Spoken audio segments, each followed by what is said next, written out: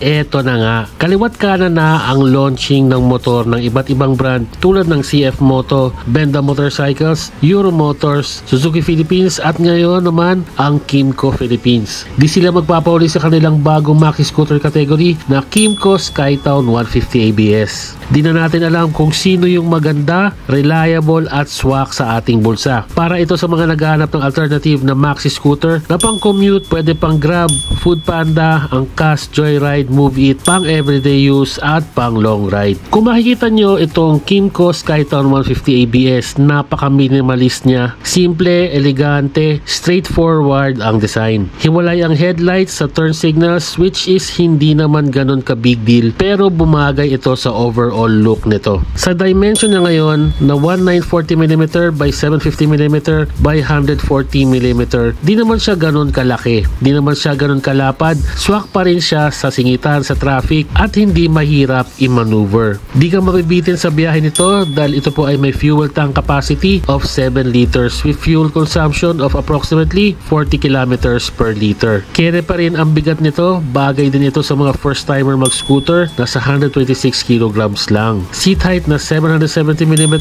kaya makakaupo ka pa rin ng maayos at balance ka pa rin from the ground. At syempre hindi mawawala dyan yung charging port na napaka-importante sa lahat ng mga riders natin. Para habang nagsa-charge ka, updated pa rin tayo sa Viva Max atin to syempre.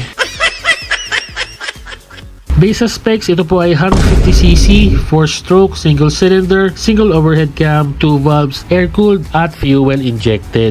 Meron itong 11.3 horsepower and 11.9 Nm of torque. Solid din ang mga suspension nito, naka-telescopic fork at naka-dual coil suspension. Kaya expect nyo na maganda pa rin ang bounce ng suspension nito, syempre.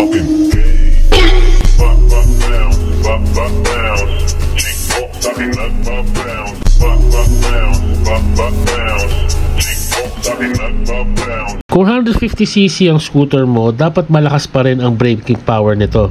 Parehas naka-disc brake with dual piston caliper at single piston caliper. Pwede din ito sa bangkingan ng mga gulong nito, 110/70/14 and 130/70/13 with tubeless tires. Para sa mga features, naka-OLED lighting system ang headlight and taillight pero ang turn signals nito ay bulb type. Astig din ang mga daytime running lights nito, nasa magkabilang gilid ng headlight. Naka-LCD panel display, malinaw at nababasa ang mga information nito. May speedometer, RPM gauge, clock, fuel gauge, odometer. Naka-shutter lock key system. Meron din itong side stand kill switch. Naka-dual ABS na rin po ito or anti-lock braking system at naka-TCS or traction control system. Mga handle switches nito, napaka-simple lang gamitin. Same with other scooter in the market. Easy to use para sa ating safety. May passing light, high and low, turn signals at busina. Sa kabila naman, headlight and push start. At syempre, yung seat compartment nito, 25 liters. Malaki na rin ang inyong mailalagay ng mga gamit. Kymco Skytown 150 ABS has an SRP of 116,500 pesos and with 3 color option,